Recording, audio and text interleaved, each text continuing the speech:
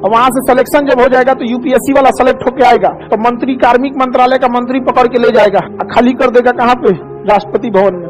Line लग जाओ लोग, सब लोग। और जब अफ्रीका में उतरना ना तो वहां ले जाके वहां के राष्ट्रपति को दिखाना पड़ेगा।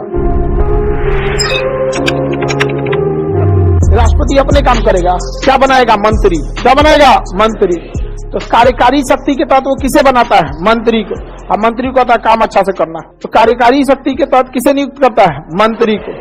अब मंत्री अपने काम करेगा, अभी पगला जाएगा मंत्री, तो सब मंत्री बोल के कहेगा सर, एगो मंत्री को कहेगा सर तुम वैकेंसी निकालो, वैकेंसी।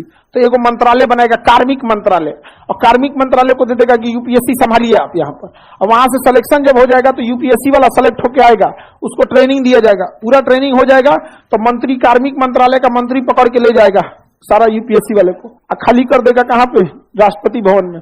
लाइन लग जाओ लोग, सब लोग। राष्ट्रपति पूछेंगे हाँ हाँ, अब सब लोग भाषण दो, लोग देखे क्या क्या सीख के आए हो। तो 15-15 मिनट का सब भाषण देता है यूपीएससी, आईएएस और आईपीएस सब भाषण देता है। क्यों? क्योंकि कार्यपालिका की शक्ति किसके पास थी, राष्ट्रपति। भले प्रयोग नहीं करता है लेकिन सिस्टम तो बना के गया ना। तो कार्यकारी शक्ति के तहत किसे नियुक्त करेगा, मंत्री को, प्रधानमंत्री और अन्य मंत्री को। अब कार्मिक मंत्रालय यूपीएससी वाले को, लेकिन फाइनल सिलेक्शन के बाद प्रधानमंत्री के पास भाषण देने नहीं जाते हैं लोग, किसके पास जाते हैं, राष्ट्रपति।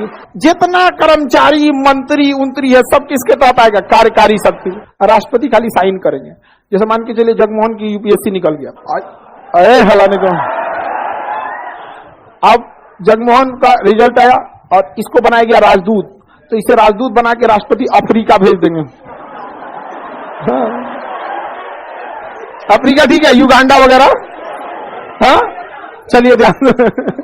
वेस्ट इंडीज, तो चलिए ध्यान समझते हैं। तो राष्ट्रपति इसको कहां भेजेंगे, अफ्रीका में। तो साइन करेंगे कौन, राष्ट्रपति कि भारतीय विदेश सेवा का राजदूत भारत का जगमोहन, साइन करके मोहर मारेंगे और तुम वही लेके फ्लाइट पकड़ के जाएगा। और जब अफ्रीका में उतरना ना तो वहां ले जाके वहां के राष्ट्रपति को दिखाना पड़ेगा।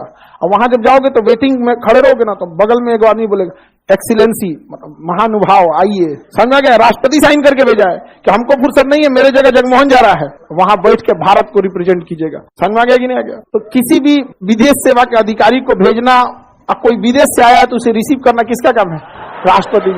ये सब किसके तहत आता है, कार्यकाल। तो अपने से समझो, इसको लिख के क्या करोगे, हालांकि मटेरियल में लिखा हुआ है, ये समझने की चीज है।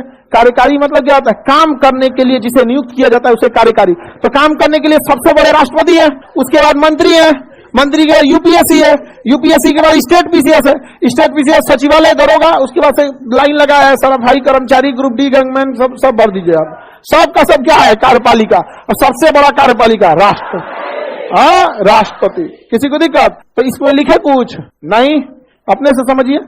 समझ गया ना, किसे नियुक्त करेगा, पीएम, मंत्री, आईएएस, आईपीएस, आईएफएस, सब लोग को नियुक्त कौन कर देता है, यही। समझ में आ गया कि नहीं आ गया, राष्ट्रपति। और राष्ट्रपति, राष्ट्रीय चिन्ह अशोक चिन्ह है, इसलिए देखिएगा आपके टोपी पे क्या दिया रहेगा, राष्ट्रीय चिन्ह अशोक चिन्ह। इसलिए कभी भी जब ड्यूटी पे जाइएगा तो जब अपने बड़े बुजुर्ग का पैर छुइएगा, माता पिता का, तो टोपी उतार के आपका सर झुक जाए लेकिन राष्ट्र का सीन नहीं झुकना चाहिए। समझ आ गया कि नहीं आ गया? होता है ये सब, धीरे धीरे ट्रेनिंग में हो जाएगा। एक लड़की का दरोगा में हुआ था तो वो ऐसे जो, हम तो उसको रोके भाई बमनी सुनो, पहले इसको उतार दो आप, आगे बढ़े। तो ये सब किसमें आता है, कार्यकारी शक्ति।